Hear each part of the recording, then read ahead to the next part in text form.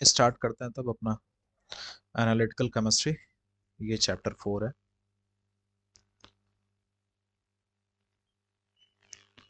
ठीक है, चैप्टर 4। इसमें क्या हम पढ़ेंगे? सॉल्ट एनालिसिस के बारे में। Salt analysis. एनालिसिस होता क्या? एनालिसिस मेनली होता क्या? हम उस सॉल्ट के केमिकल कंपोनेंट को डिटरमाइन करते हैं। और इसमें दो टाइप के एनालिसिस होते हैं। पहला क्या? Qualitative analysis. और दूसरा क्या? Quantitative analysis. क्वालिटेटिव एनालिसिस में उसका क्वालिटीज, मतलब कह सकते हैं कि उसे आइडेंटिफाई करता है उसके कलर की वजह से, ठीक है, उसके सॉल्युबिलिटी की वजह से। ठीक है। और क्वांटिटेटिव में क्या कहते हैं? उसमें जो कंपोनेंट्स होते हैं उसका कंपोजिशन कैसा है, मतलब कितने परसेंटेज, कौन सा कंपाउंड है या कौन सा एलिमेंट है, ये इसमें हम क्वांटिटेटिव एनालिसिस में देखते हैं। ठीक है। अगर आगे देखें रिएजेंट क्या होता है? रिएजेंट कुछ एजेंट्स है। ठीक है। एलआईसी का जो एजेंट हो जाता है वो एलआईसी करवाता है। बैंक में जो एजेंट रहता है वो थोड़ा सा बैंक का काम इजली करवा देता है। ठीक है। कचहरी का जो एजेंट होता है वो कचहरी का काम सही करवाता है। थाने का एजेंट थाने का काम तो एजेंट क्या काम सही करवाता है।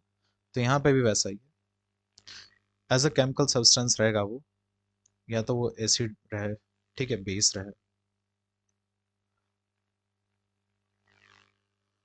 ठीक है, वो क्या रहे, एसिड रहे, बेस रहे। ठीक है। इंडिकेटर्स हो सकता है, ठीक है, जैसे हम फेनोल्फथालीन यूज करते हैं, इंडिकेटर्स हो सकता है, या कैटलिस्ट हो सकता है जो रिएक्शन को तेज कर दे, धीमा कर दे। ठीक है। वही क्या कहलाता है? रिएजेंट कहलाता है। ठीक है। मान ली रिएजेंट होता है क्या? वो इनिशिएट करता है रिएक्शन को, फैसिलिटेट करता है रिएक्शन को, और डिटेक्ट भी करता है। ठीक है। डिटेक्ट किससे करता है? उसके कंपोनेंट्स को। ठीक है, सॉल्ट्स को डिटेक्ट करता है। आगे प्रेसिपिटेशन क्या होता है? प्रेसिपिटेशन का एक प्रोसेस है जिसमें इनसॉल्युबल सॉलिड का फॉर्मेशन होता है। ठीक है। when two solutions are more than two solution are mixed with each other, दो या दो से सॉल्यूशन, ज्यादा सॉल्यूशन को जब हम मिक्स करते हैं उसके वजह से जो एक इनसॉल्युबल सॉलिड प्रोड्यूस होता है, फॉर्म होता है, उस प्रोसेस को क्या कहते हैं? प्रेसिपिटेशन कहते हैं। और वो जो सॉलिड होता है उसे क्या कहते हैं? प्रेसिपिटेट कहते हैं। ठीक है।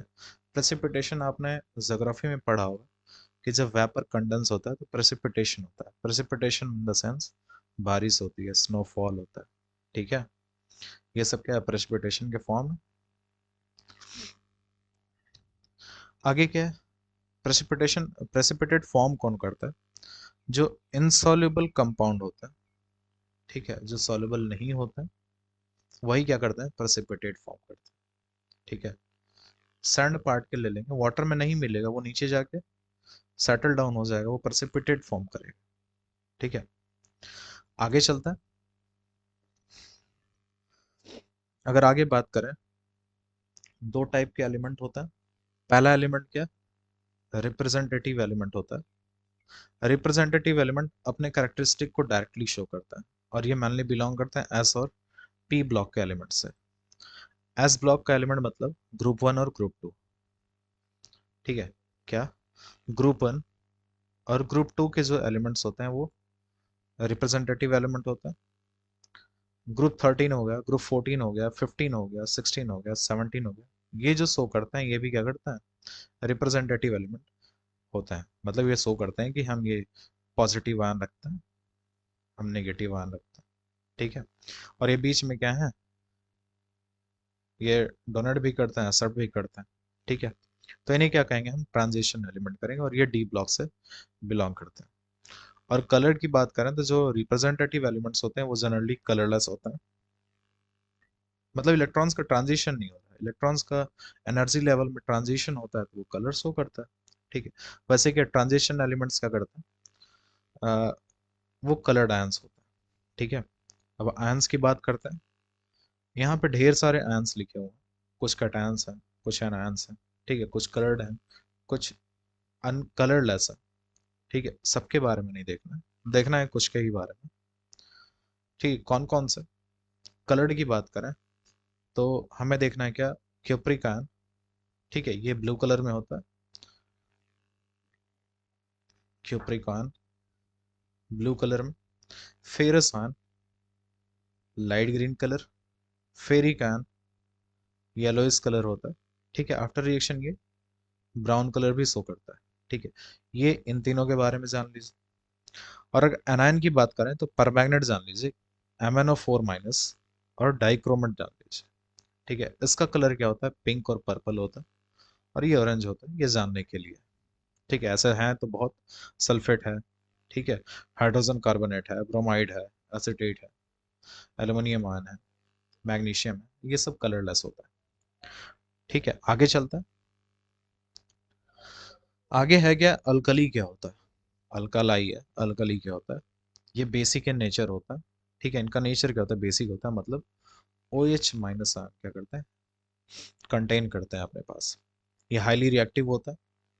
ठीक है, और ये सॉल्युबल इन वाटर होता है, ये अल्कली है। मनली इसे क्या इनडायरेक्टली फॉर्म में बेस भी कहा जाता है। ठीक है, कह सकते हैं, क्यों, एग्जाम्पल देख लीजिए, NaOH OH minus, KOH OH minus. ठीक है, सी कैल्शियम हाइड्रोक्साइड है, ये भी OH माइनस है। ठीक है, इसलिए तो ये +2 है, 2 से मल्टीप्लाई किया तो -2 हो गया। ठीक, एक और ले लेते हैं हम। ठीक है, अल्कली अमोनियम हाइड्रोक्साइड, ये स्पेशल क्यों हो, क्योंकि इसके पास कोई मेटल नहीं है। ठीक है, इसके पास कोई मेटल नहीं, ये अनस्टेबल है, बहुत जल्दी डिसोसिएट हो जाता है वाटर में, अमोनिया में। ये वीक अल्कली है। ठीक है, वीक अल्कली मतलब ये सबके साथ प्रेसिपिटेट नहीं बना,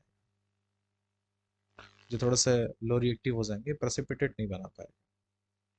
ठीक है, तो आगे देखते हैं कैसे कैसे रिएक्शन कैरी फॉरवर्ड होता है। तो पहले कि हम NOH के लिए पढ़ लेते हैं कि NOH कैसे एक्शन करता है।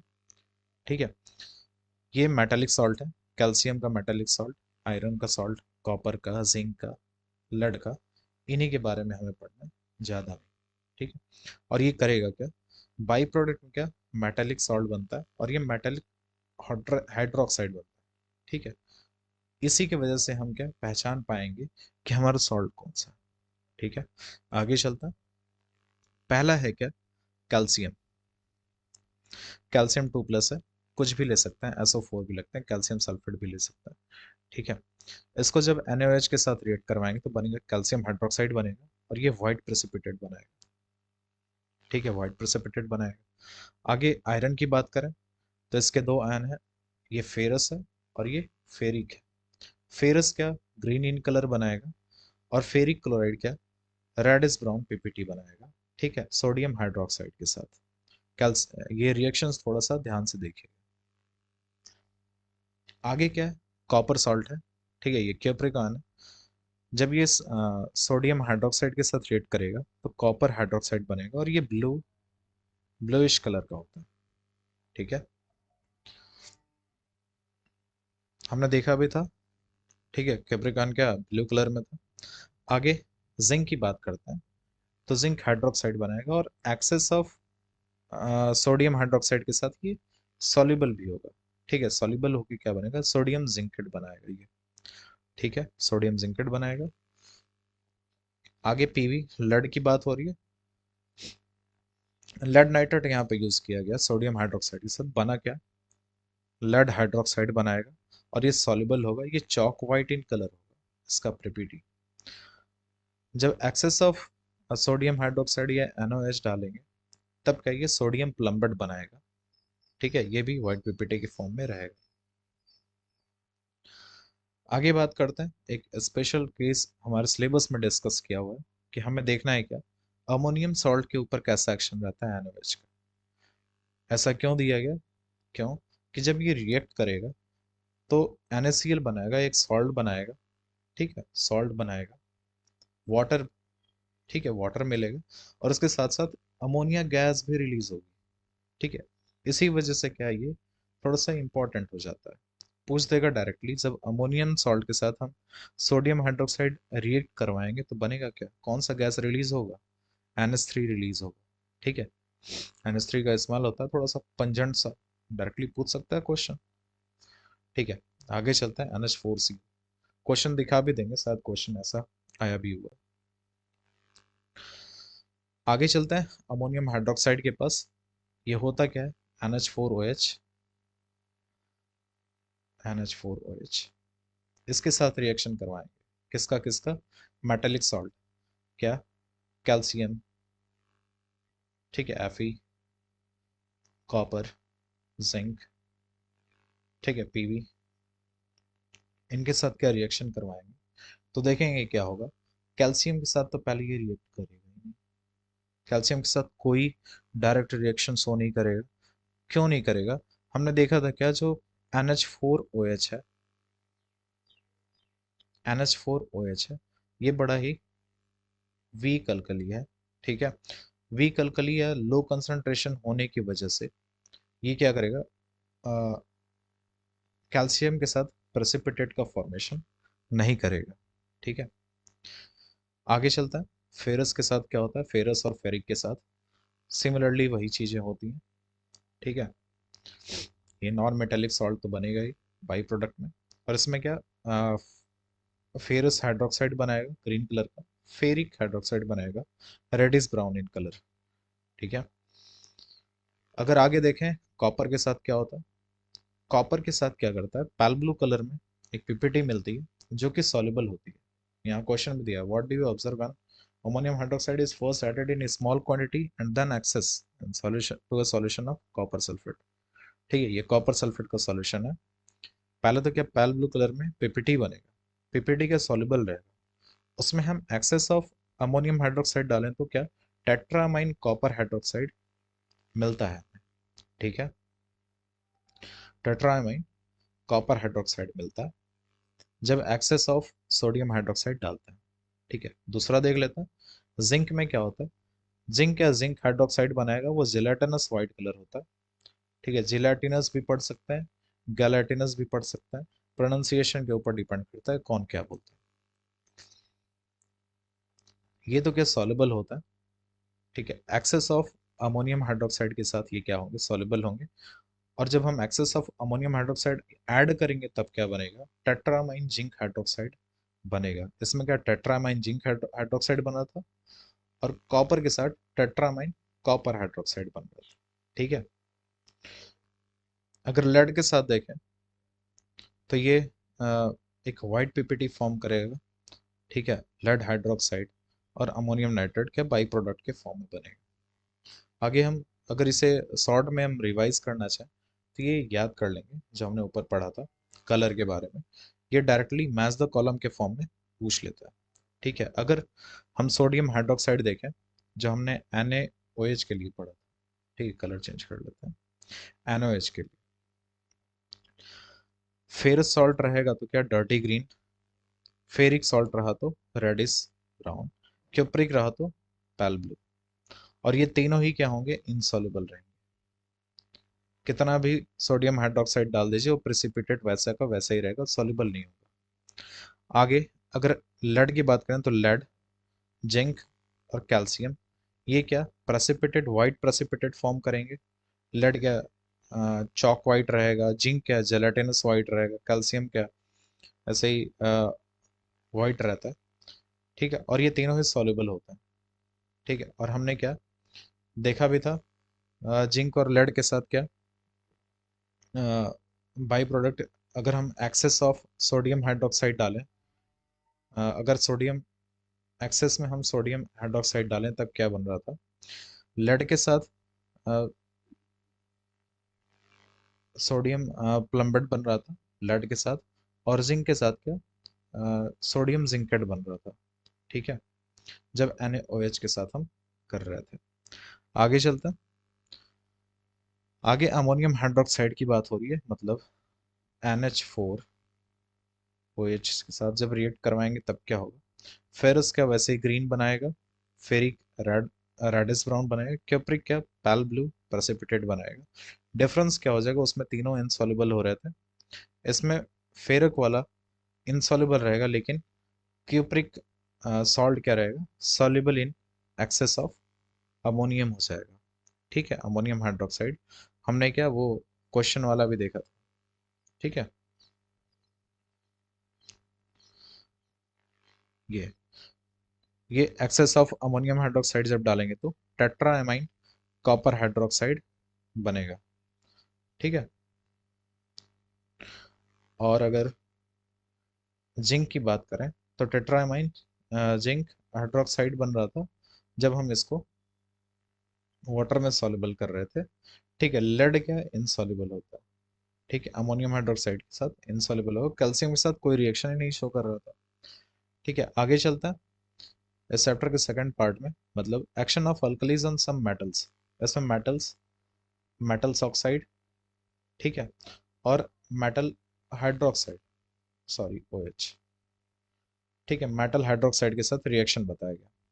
जब मेटल के साथ हमारा अल्कली रिएक्ट करेगा, ठीक है, तब क्या होगा, एक सॉल्ट का फॉर्मेशन होगा। अगर जिंक रहा तो सोडियम जिंकेट या पोटेशियम जिंकेट, ठीक है, कलरलेस ही रहेगा।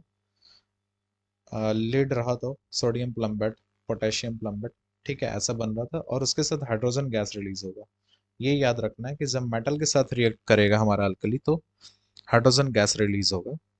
ठीक है, और आगे क्या है, कुछ मैक्सिमम ऑफ मेटल ऑक्साइड्स क्या होते हैं, बेसिक इन नेचर होता है, मतलब वो एसिड के साथ मिलके वाटर के साथ डिसोसिएट हो जाएंगे। ठीक है, बेस बना लेंगे, सोडियम ऑक्साइड जैसा दिया हुआ है। ठीक है, NOH बन रहा है, अल्कली बना रहा है। लेकिन वही क्या है, जब एसिड के साथ जब रिएक्ट करवाएंगे तब क्या ये न्यूट्रलाइज उसे करेगा और सॉल्ट और वाटर का फॉर्मेशन करेगा। वहीं अगर कुछ मेटल ऑक्साइड्स होता है, मेटल हाइड्रोक्साइड्स होते हैं जो डुअल नेचर शो करते हैं। Dual nature in the sense वो एसिटिक और बेसिक नेचर दोनों शो करते हैं। ठीक है, मतलब ये बेस के साथ भी रिएक्ट करते हैं। वैसे तो अगर देखा जाए तो जनरली मेटल ऑक्साइड को बेस के साथ रिएक्ट नहीं करना चाहिए क्योंकि वो खुद बेस है। लेकिन ये जो एम्फोटोरिक होते हैं वो बेस के साथ रिएक्ट करते हैं और सॉल्ट का फॉर्मेशन करते हैं, वही हम देखेंगे। कुछ एग्जांपल्स हैं जिंक से और लेड से। ठीक है, ये ऑक्साइड है, ये जिंक ऑक्साइड है, और ये जिंक ऑक्साइड है, और जिंक ऑक्साइड जब NaOH के साथ रिएक्ट किया तो सोडियम जिंकेट तो बनाया, साथ में क्या वाटर रिलीज हो रहा है। ठीक है, हाइड्रोक्साइड रहेगा तब भी बनेगा, वही बनेगा सोडियम जिंकेट, बस वाटर का ज्यादा होगा। ठीक है, और सेम चीज पीबी में भी देख सकते हैं, PbOH है, यहाँ पे बस हम क्या अल्कली चेंज करते हैं, NaOH KOH। ठीक है, फॉर्मेशन का ये सोडियम प्लम्बेट का ही होगा। ठीक है, और बाई प्रोडक्ट वाटर मिलेगा। Thank you very much.